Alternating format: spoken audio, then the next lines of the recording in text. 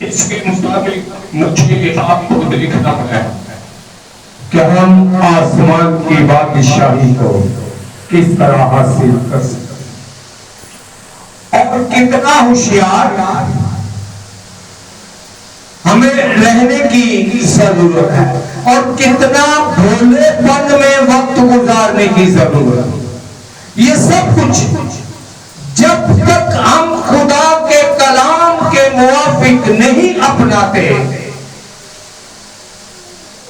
हम आसमान की बादशाही के वारिस नहीं ठहर सकते। इन मुसीबतों में, इन मुश्किलों में, इस जंगी दौर में, इस हंगामी हालात में आपकी मेरी इज्जत जान एक ही सूरत में महफूज है कि खुदा का जिंदा कलाम आपकी और मेरी और हमारे घरानों की जिंदगी में पाया जाए।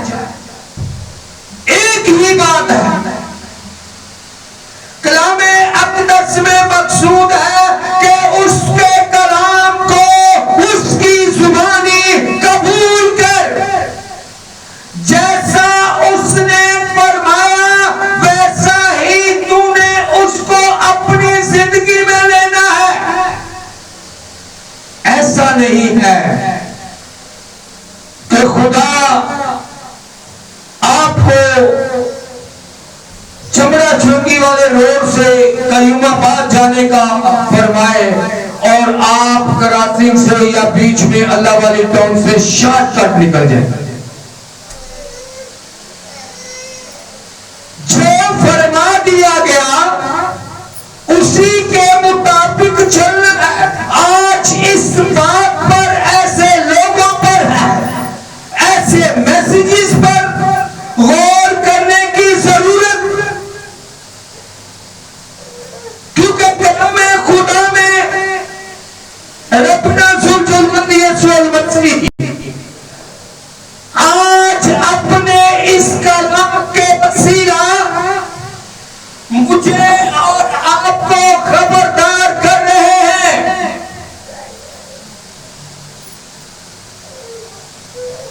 ये जो वक्त चल रहा है, इस वक्त के मुताबिक मुझे और आपको खबरदार किया जा रहा है। आए मेरे साथ निकाले मत्ती रसूल की इंजील, उसका 24वां बाब और उसकी 4थी आयते मुकद्दसा से लेकर 8वीं आयते मुकद्दसा तक पढ़ेंगे। मत्ती रसूल की इंजील उसके 24वें बाब की 4थी आयत से लेकर 8वीं आयते मुकद्दसा तक खुदा के कलाम को पढ़ेंगे।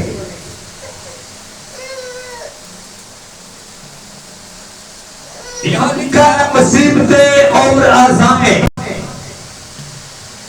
कलामे अक़दस में 33वीं आयत को हम देखते हैं तो लिखा है कि जब वो ज़ैतून के पहाड़ पर बैठा था,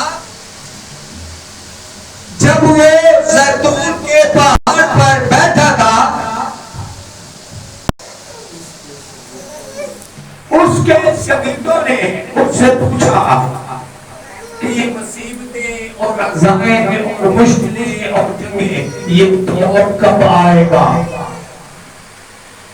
शागिर्दों की तरफ से सवाल किया गया, जो सवाल 200 साल पहले सैयदाना रब्बना ज़ुल जलाल यीशु मसीह के शागिर्दों ने उनसे किया, वही सवाल आज भी है। लेकिन रब्बना ज़ुल जलाल यीशु मसीह ने फरमाया कि तुम खबरदार रहो। क्या करो? खबरदार रहो, बेखबरी में सोए नहीं रहना,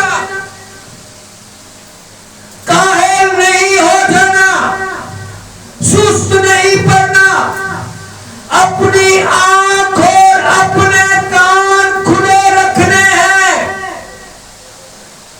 कबूतर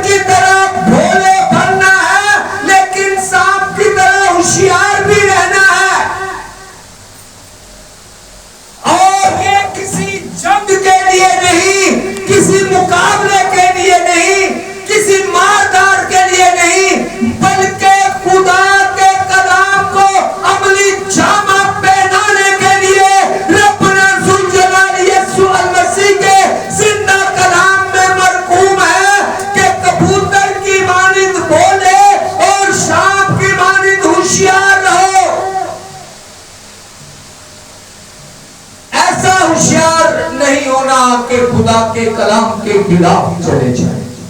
ऐसा भोले नहीं बनना कि खुदा का कलाम हमारी जिंदगी से निकल जाए। सो लिखा है,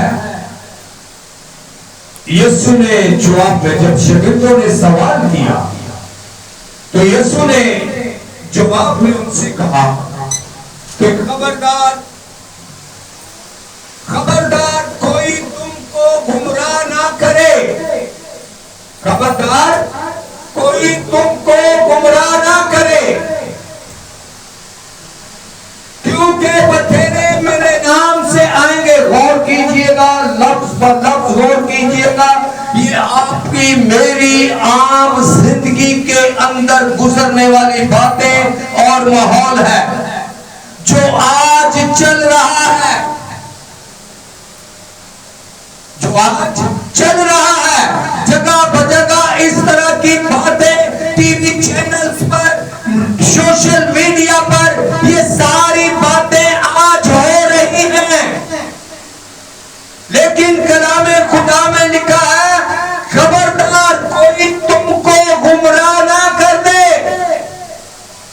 क्योंकि बथेरे मेरे नाम से आएंगे और कहेंगे कि मैं मसीह हूं, और बहुत से लोगों को गुमराह करेंगे।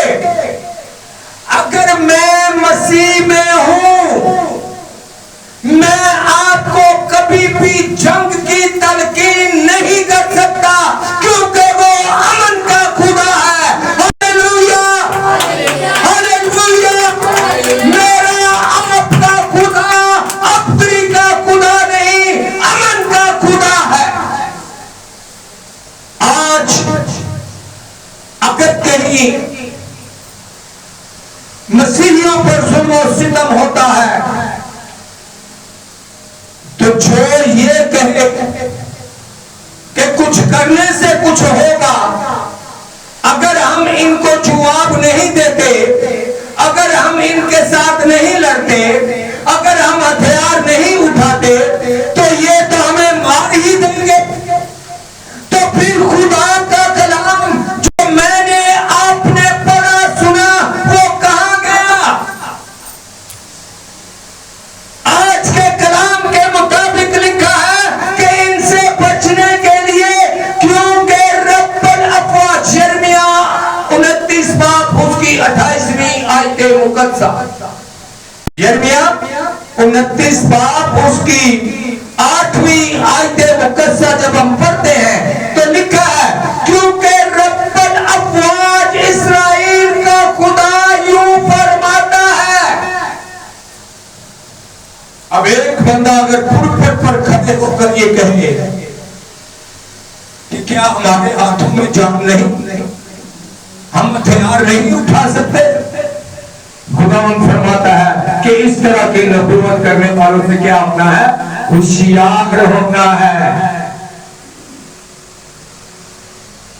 यिर्मयाह 29 बाब की 8वीं आयत मुक़द्दसा में लिखा है, क्योंकि रब्बुल अफ़वाज इस्राएल का खुदा यूं फरमाता है कि वो नबी जो तुम्हारे दरमियान, मतलब नबूवत की बातें करने वाले, गैब की बातें करने वाले, वो नबी जो तुम्हारे दरमियान और तुम्हारे गैब दीदान है, तुमको गुमराह ना करे और अपने ख्वाब बीनों को जो तुम्हारे ही कहने से ख्वाब देखते हैं। कभी वो तेवा जो बोलते हैं, और एक और लफ्ज़ इस्तेमाल होता है जो सूरत नाखून में लोहे में दिखाने के माहिर होते हैं। कलाम खुदा कहता है कि वो ख्वाब तुम्हारे कहने के मुताबिक देखते हैं। वो ख्वाब किस तरह देखते हैं? तुम्हारे कहने के मुताबिक। अगर कोई ऐसी जगह पर गया होगा, अगर किसी के सामने ऐसा बंदा आया होगा, सबसे पहले वो आपसे पूछेगा क्या हुआ, कैसे हुआ, क्यों हुआ, किस लिए हुआ। उसी में आपके दिल दिमाग को पढ़ लेगा।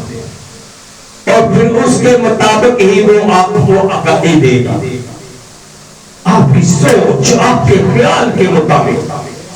इसलिए यिर्मयाह की किताब में लिखा है कि तुम्हारे ख्वाबदान जो है, ख्वाबीन जो है, वो तुम्हारी मर्जी के मुताबिक ख्वाब देखते हैं, लेकिन खुदा का कलाम अटल और बरहक है। ऐसा नहीं है कि अगर वो फरमाता है कि तूने तलवार नहीं उठानी, तूने बंदूक नहीं उठानी, मैं तेरी हिफाजत करूंगा, फिर मरने तक इस बात पर कायम रहना है, फिर मरने तक इस बात पर कायम रहना है। कलाम खुदा के मुताबिक,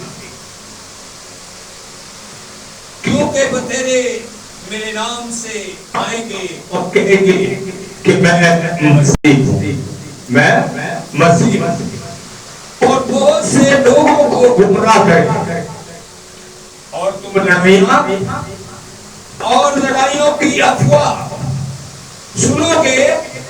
खबरदार घबरा ना जाना, खबरदार घबरा ना जाना, क्योंकि इन बातों का वाक़या होना जरूर है।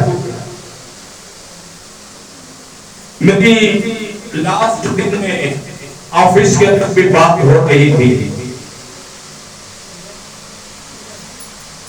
मैंने वहां इस बात को सामने रखा कि हम अपनी अक्ल दनासियत से कुछ भी करें, हम इस वक्त को, इस कत्लो गारत को, इस मारदार को अज़रूए कलाम खुदा अच्छा नहीं कह सकते, लेकिन हम इसे रोक भी नहीं सकते, क्योंकि ये होना जरूर है, ये होना जरूर है, क्योंकि इसी तरह यीशु अल मसीह के आने की तैयारी होगी।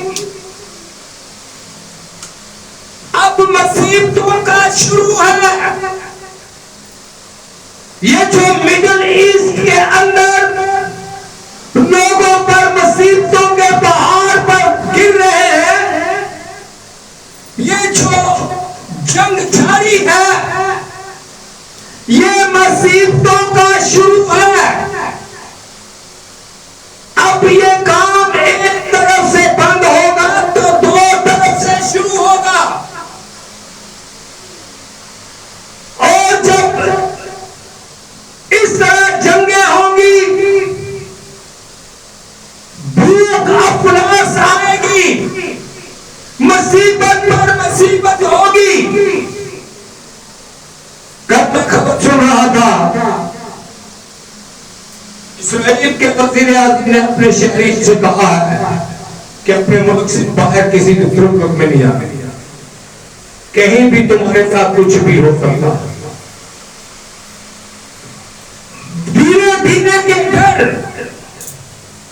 ये खौफ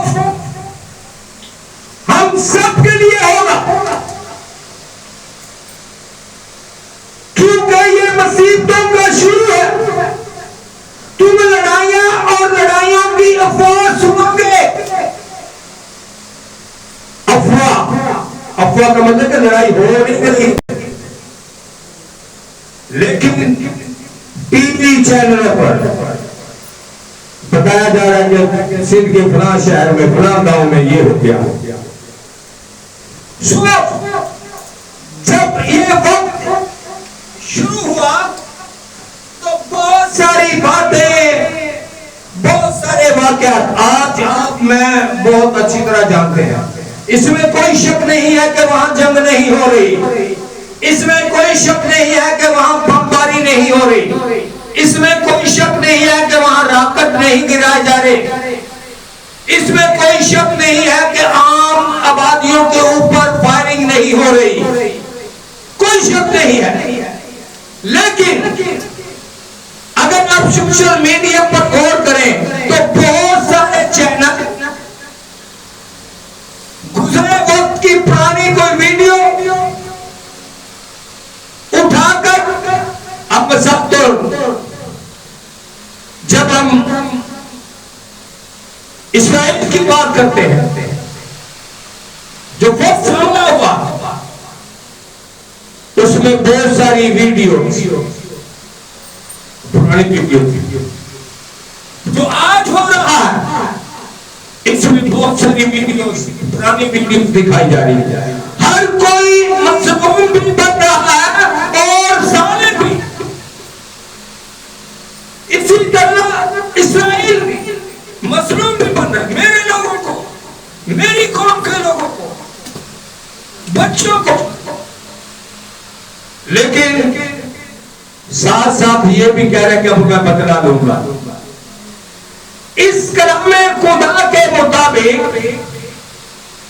बदला लेने का हुक्म आपको है या खुदा खुद रहेगा? बाइबल मुकद्दस के मुताबिक यह बदला खुदा फरमाता है कि मैं आप तेरी जंग लड़ूंगा। मुल्क मिस्र से इसी बनी इस्राइल को निकालते हुए खुदा ने यहूदियों, इस्राइलियों, बनी इस्राइल के 12 कबीलों को जंग के लिए तैयार नहीं किया था। हालांकि उस वक्त बनी इस्राइल मिस्र के अंदर इतनी बड़ी कौम थी कि मिस्री डरते थे कि एक दिन ऐसा ना हो कि ये हमारे तख्त पर आकर बैठ जाएं। ये खौफ था उनके अंदर। 19-20 का टकरा था, लेकिन खुदा ने मूसा को हथियार देकर नहीं भेजा था। खुदा ने खुदा ने उस वक्त भी मुल्क मिस्र से इस्राइल को निकालने के लिए, बनी इस्राइल को वहां से निकालने के लिए खुदा अपने मुकद्दस बंदा मूसा को जंगी ट्रकों, टैंकों और जहाजों के साथ नहीं भेजा था। एक जुमले का कलाम, एक जुमले का कलाम और एक लाठी,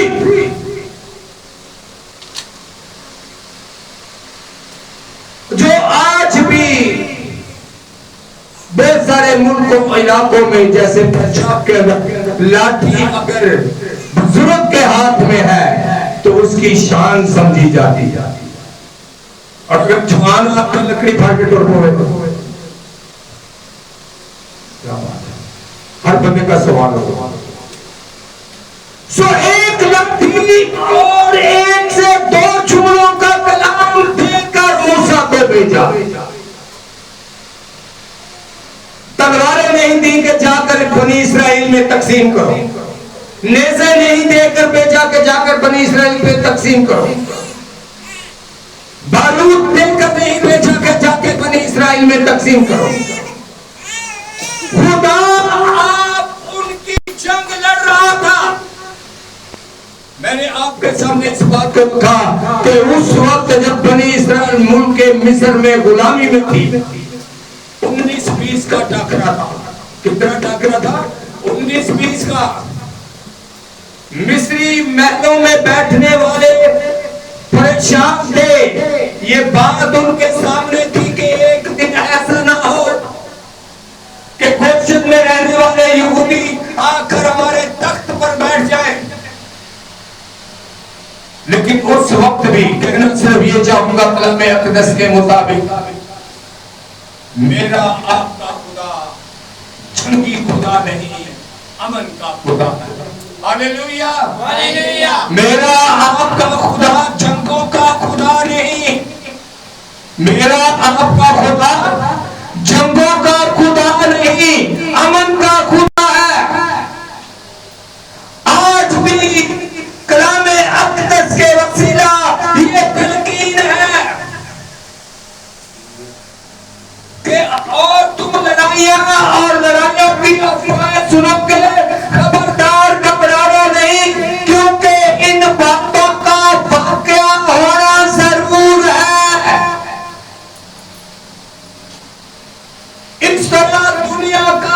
खात्मा होगा, इब्लीस की जमात वालों का खात्मा होगा, शैतान के लोगों का खात्मा होगा। हाँ, वो किसी भी कौम कबीले से है, अगर वो खुदा के कलाम और उसकी मर्जी के खिलाफ है तो उसका खात्मा मस्त है। वही बचेगा जो उसके कलाम को अमली जामा पहनाएगा। कलाम अक़दस के मुताबिक आज आप देखें, यूहन्ना पहला यूहन्ना उसके दूसरे बाब की 18वीं आयत, ऐ लड़कों ये आखिर वक्त है, जैसा तुमने सुना है कि मुखालिफे मसीह आने वाला है। इस्राएल में किसकी तैयारी हो रही है? किसकी तैयारी हो रही है? ये कुछ लोगों के मुखालिफे मसीह की किसकी तैयारी हो रही है? मुखालिफे मसीह की।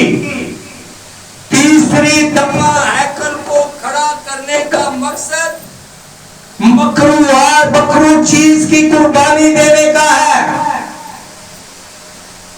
कलाम अक़दस में जब हम पढ़ते हैं तो लिखा है कि जब पाक मकाम पर मकरूह चीज को कुर्बान के ऊपर देखो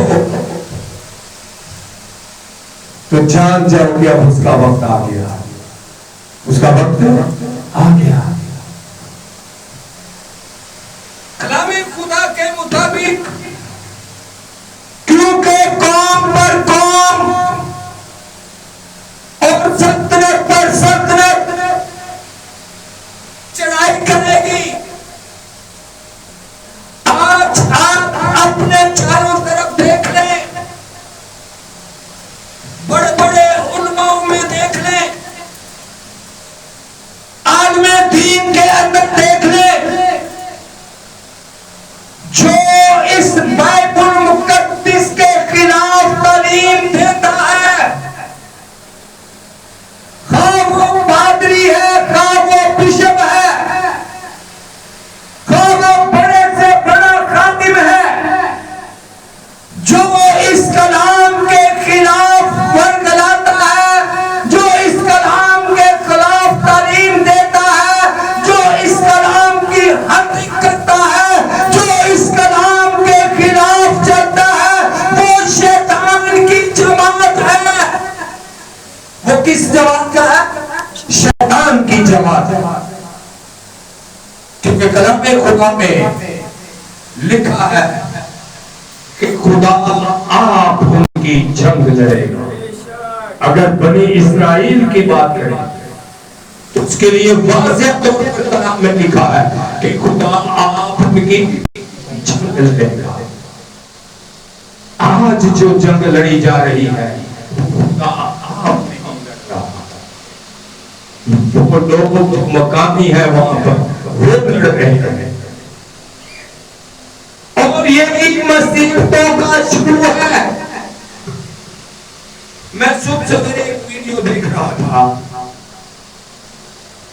लुबनान के बारे में, और मेरी अक्सर ये बात होती है कि लुबनान के अंदर खाली मुसलमान नहीं, क्रिश्चियन भी है। फलस्तीन के अंदर खाली मुसलमान नहीं, क्रिश्चियन भी है। लास्ट दिन में एक जहां चर्च के ऊपर बम मारा गया, जो लगभग 400 गज का चर्च था, और कदीम चर्च था, कदीम चर्च, और उसमें क्रिश्चियन मुस्लिम सब ने उस चर्च के अंदर बना ली हुई थी कि ये चर्च है तो इस पर बम नहीं गिराया जाए। इसी तरह लुबनान की मैं बात कर रहा हूं, मैं लुबनान माशी हालत में बहुत कमजोर है। लुबनान माशी हालत में बहुत कमजोर है। वो बच्चों की वीडियो दिखाई जा रही थी हमारे पाकिस्तान के अंदर भी, इस बात को जाहिर किया जा रहा है कि 12, 13, 14 साल का मजदूरी नहीं करेगा कानूनन जुर्म है। लुबनान के अंदर लोगों ने अपनी बेटियों बेटों को स्कूलों से हटा दिया कि खाना पूरा नहीं हो रहा, और ये इस जंग से पहले की बात है। लुबनान में ये हालात थे कि लोग अपने बच्चों से मजदूरी करवा रहे हैं। एक बाप को इंटरव्यू छूटा, वला आलम वो मुस्लिम था, वला आलम वो क्रिश्चियन था। उस बाप से पूछा जाता है कि माँ बाप चाहता है कि मेरा बच्चा पढ़े, आला तालीम हासिल करे, और आप खुद इसे मजदूरी के लिए भेज रहे हो। वो बाप ये कह रहा है कि जो कुछ मैं कमाता हूं उसमें 2 वक्त की रोटी पूरी नहीं होती, और जब ये मजदूरी करेगा तो तीसरे वक्त की ना मिले लेकिन 2 वक्त तो पेट भरकर खाएंगे। तो ये वीडियो लुबनान की इस जंग से पहले थी। अब जब उस खित्ते में जंग छिड़ गई, जब लुबनान की तरफ से भी हमला हुआ और लुबनान के ऊपर उधर से हमला हुआ, तो आप खुद सोचें कि उन लोगों का क्या हाल होगा जो पहले ही माशी मुसीबत में थे। जो कलाम खुदा के मुताबिक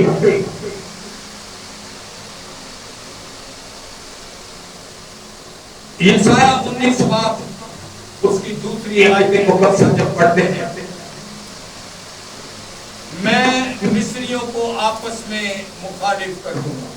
ये मिस्र के लोग की बात कर रहे हैं। आज वही दौर दोहराया जा रहा है, भाई भाई से और हर एक अपने हमसाया से और शहर शहर से और सूबा सूबा के खिलाफ होगा। पाकिस्तान में आप देख रहे हैं, पंजाब से सरहद बलूचिस्तान,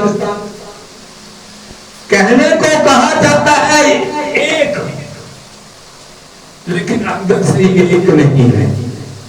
हर कोई अपनी कौम की अपने सूबे की बात करता है, हर कोई अपनी कौम अपने कबीले अपने शहर की बात करता है, और इसी तरह जब भाइयों में बात आ जाती है तो अपनी औलाद और अपने घर की बात करता है। आज ये कलाम पूरा हो रहा है। किसी वक्त में मैंने अपने बचपन में तारीखी किताबों में पढ़ा कि गांव की एक बेटी हर किसी की बेटी कहलाती थी। ये मोहब्बत, ये फरमाबरदारी, ताबेदारी लोगों में पाई जाती थी। आज आपकी बेटी आप ही की बेटी है, वो पड़ोसी की बेटी नहीं है, वो आपके रिश्तेदारों की बेटी नहीं है। ऐसा माहौल, ऐसे हालात आज चल रहे हैं। तो लिखा है कि भाई भाई के खिलाफ, शहर शहर के खिलाफ, और सूबा सूबे के खिलाफ होगा। आप मिडल ईस्ट से लेकर यहां तक देख रहे, ये हालात बने हुए हैं। इन सारी बातों का कलाम अक़दस के मुताबिक आपसे शेयर करना एक ही बात, मुकाशफा 3 बाब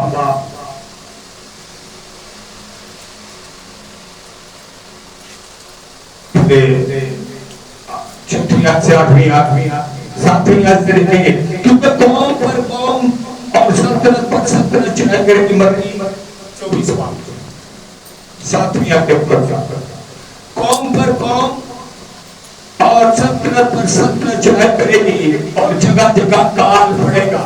मैंने अभी जो गुरुनाथ से आपको मिसाल दी, जगह जगह काल पड़ेंगे और भूचाल आएंगे, लेकिन ये सब बातें मुसीबतों का शुरू होंगी। ये जो जंग छिड़ गई है, ये मुसीबतों का शुरू है। ये खात्मा नहीं, मुसीबतों का शुरू है।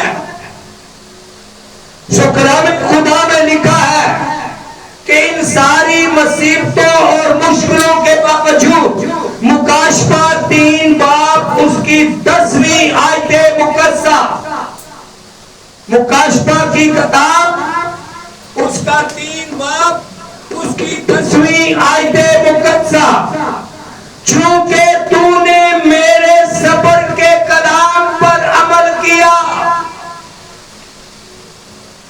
इसलिए मैं भी आजमाइश के उस वक्त में तेरी हिफाजत करूंगा। अमन का खुदा फरमाता है कि तूने मुसीबत के दिनों में, मुश्किलों के दिनों में मेरे सब्र के कलाम पर क्या किया? अमल किया। इसलिए मैं भी मुसीबतों और आजमाइशों के वक्त में तेरी हिफाजत करूंगा। ये नहीं कहा गया कि मैं तुझे तोप दूंगा और तेरे साथ होऊंगा, तू अपने दुश्मनों को मार देना। क्या फरमा रहा है? तूने मेरे सब्र के कलाम पर क्या किया है? अमल किया है। तूने मेरे सब्र के कलाम पर अमल किया है। जो मुसीबतों और मुश्किलों के उस आजमाइशी वक्त में, जो मुसीबतों का वक्त होगा, मैं क्या करूंगा? तेरी हिफाजत करूंगा। कलाम खुदा में हकायत नहीं है कि अपनी हिफाजत के लिए, तेरी हिफाजत के लिए मैं तुझे जंगी सामान दूंगा। क्या लिखा है? कि मैं तेरी हिफाजत करूंगा, क्योंकि तूने मुसीबत में सब्र के कलाम को क्या किया है? अमली जिंदगी में लिया है। Hallelujah, hallelujah.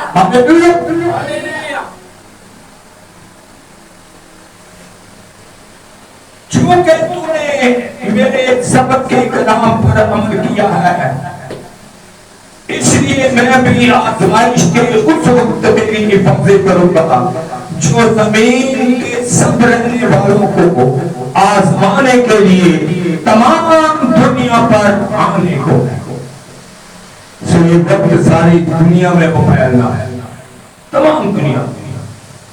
में खुदा में लिखा है कि मुसीबत के वक्त में तूने क्या करना है? सब्र के कलाम को अमली जामा पहनाना है। सब्र के कलाम, ये मजाइका नहीं। तुझसे कोई कुर्ता मांगता है, तुझसे कोई राह चलते हुए कुर्ता मांगता है तो अपना पटका भी उसको दे दे। एक गाल पर थप्पड़ मारता है तो दूसरी उसके आगे कर दे। ये सब अमन के लिए है। किसके लिए है? अमन के लिए। कलामे खुदा के मुताबिक आज मुझे आपको सैयदाना रब्बना जुल जलाल यीशु अल मसीह के मुंह से निकले हुए कलाम को अमली जामा पहनाना है। दुआ करो। किसके लिए? अपने दुश्मन के लिए, जो तुम्हें तंग करते हैं, जो तुम्हारा बुरा भला चाहते हैं, उनके लिए खैर की दुआ करो। नहीं कहा गया तो उनका जाकर मुंह तोड़ दो। क्या कहा गया? उनके लिए खैर की दुआ करो, क्योंकि मेरा और आपका खुदा अमन और सलामती का शहजादा है। वो जो अजीब मशीन खुदा कादिर और अब्दियत का बाप और सलामती का शहजादा है, वो अपनी सलामती उन लोगों पर करेगा, वो अपनी सलामती उन लोगों पर देगा जो उसके सब्र के कलाम को अमली जामा पहनाते हैं। Hallelujah, hallelujah. यीशु अल मसीह के बरकत और कुदरत बड़े नाम में खुदावंद आपको, मुझको, उन बुनिनो इंसान को इस लायक बनाए, राहों को सीधा फरमाए कि हम उसके सब्र के कलाम को अमली जामा पहनाते हुए हमेशा की जिंदगी के वारिस ठहरे। यीशु नासरी के नाम में खुदावंद आपको बरकत।